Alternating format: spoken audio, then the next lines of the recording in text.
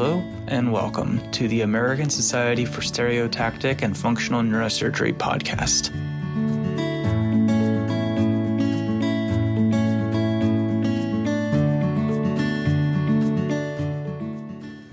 Hey y'all, I'm here with Jon Nelson at Neural Interfaces, and let's take it away, Jon. Tell us more about you. Hey, Jon Nelson, 48 years old, live up in Newtown, Pennsylvania.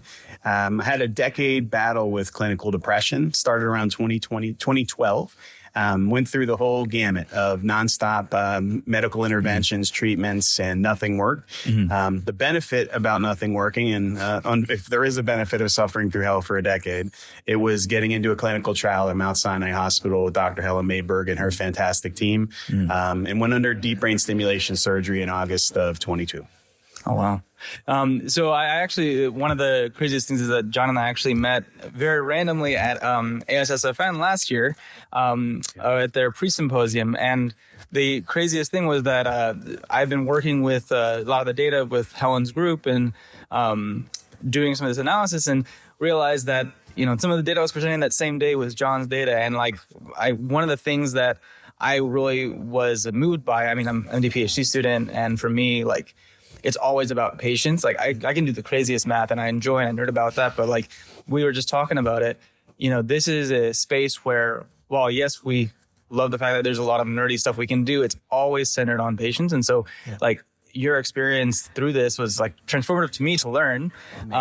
But, you know, as a patient in one of these trials, in true neural interface trial, like what's something that you kind of learn both about yourself, but also about like this whole world? Yeah. I mean, biggest thing for me by far is our current system is broken. The current treatments that are out there are not effective. It's very difficult. And, you know, the reality is I'd be dead without neurotechnology. I mean, that's the truth. And so being able to surround myself now with brilliant people and brilliant minds who are uncomfortable with where the current state is, right? And how can we look at this complex computer system in the brain, right? How can we manipulate that in order to cure people from these maniacal, hellish brain diseases?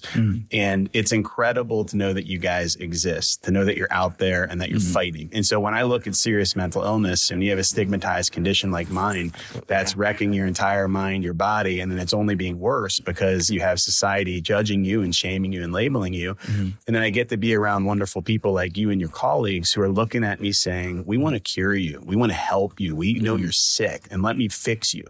That's surreal. You know, when you're going through this whole experience for a decade, you know, financially ruining your family because it's horrible, the insurance process, you're dealing with medical treatments. The gold standard treatment for treatment-resistant depression is electroconvulsive therapy. It's 90 years old. It's older than the first McDonald's. Like, how is this real, right? And like, that's what's being used to treat us. And so for me, that experience is 11 times under anesthesia, zero relief, and massive memory loss, right? That's what we currently have. And so to be able to embrace and be a part of a clinical trial where people want to cure me, and they do, is just surreal. You know, I mean, the reality is sign me up. I get Experiment 101. I can't wait to be a part of this. I mean, I say that if I had to give my left arm up, I'd do it for sure, to not feel like dying every single second of the day. And so if that's my symptom, you know, the symptom of the neurological disease of Parkinson's is shaking, right? Tremors. And then you stimulate that portion of the brain, you're good. And so my symptom you can't see, but my symptom is wanting to die every single second of the day. And so to be able to go into this trial, you guys stimulate with electricity, and all of a sudden I'm completely in remission of this disease. It's surreal. You know, and the neat part for me is it proves the biological nature of the disease. And that to me is what's exciting, because I get to go out now with my personality and my fire and say, F you world. F you for judging and labeling on the millions of people here who have a brain disease that you don't accept. And so I get to do that, and you guys get to continue to advance the science, and let's save as many lives as we can. Absolutely. I mean, and this is the thing. I mean, we learn in medical school about diabetes. You know, diabetes, there's a metric for it. You can't often see diabetes, especially early stages, but there is a metric for it. Now, because we have that metric, we find more people with diabetes. Wow, absolutely, that makes sense. Now, like you mentioned, Parkinson's, but with depression, just like you mentioned, this is something where it is entirely like our society has stigmatized even the idea of it as a disease and not recognize that it, just like diabetes, it is something that is a pathology that we can address. And we the biggest thing is we got to learn from people like you, like what is the best way? And I mean, one of my questions is, like, what do you see in like a bright, rosy future where we actually can do this and help people? What does that look like for you? So the bright, rosy picture of the future is simple. The first thing is, and it costs zero money, is for society to not be ignorant, moronic, stupid. You pick your word, right? And so if I can do everything in my power to educate society to understand that this is a brain disease that nobody has asked for, just like every other disease, then guess what that does? That allows the people that are suffering through absolute hell to be able to go seek treatment sooner. That allows them to be able to go to a therapist and be okay with telling people that, right? To prove to you the stigma and how ridiculous it is. We can proactively take care of our teeth twice a year, our eyes, our physical health. That's acceptable, right? But God forbid we go talk to somebody about the thoughts in our mind in therapy. Like, what are we doing? So like, there's so many just specific aspects of that. So stigma is the future. That's the first thing. The second thing is, we need to completely overhaul, revamp, rethink mental illness within insurance. The insurance process is horrific. And so when you're trying to heal your mind and your body with this horrific disease, and you're financially ruining your family, that's a major challenge, right? So stigma.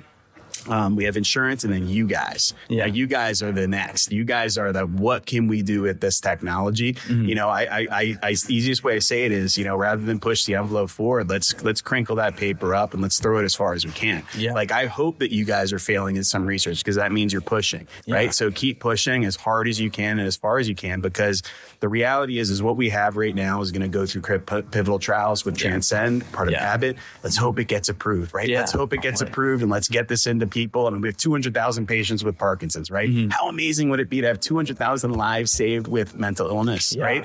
And so that's the first step. And then the second step is, we've proven the hypothesis, right? Now, how do we advance that technology to go forward? We're at flip phone stage right now, which is amazing, because the flip phone is dope, you know, when it started. And then, you know, we're going to take this up to iPhone 16 level, and, you know, let's get that Razor phone out in everybody's hand, just like that they got it with DBS, right? And then and we take it and we advance it. And so, you know, I look to be a part of that forever. And I want to be able to provide as much insight as I can as a patient and lived experience throughout the way. And the neat part about being here that motivates me also is, you know, clearly I'm very focused on serious mental illness, but, you know, when you see pain, which is also a brain disease, you see epilepsy, you see all these beautiful things that they're working on, substance abuse, addiction. And, you know, to be a part of seeing human beings like yourself and all of these engineers and researchers, scientists and MDs so hyper focused on these conditions, it's just awesome. You know, because when you're just a general person on the street or a patient, like, you know, biomedical engineering, people don't really understand what that means, right? Engineering in general, like, I just know I'm going to a doctor and they're going to help me. Like, that's my goal, right? And so being able to be on this side and see the team, it's not Dr. Mayberg. It's Dr. Mayberg and the 100 of people that work with her. It's the statisticians. It's the engineers. It's the researchers, the clinicians. It's the nurses. It's the support staff that's making it all happen. And to be able to see how that works is absolutely mind-boggling, pun intended.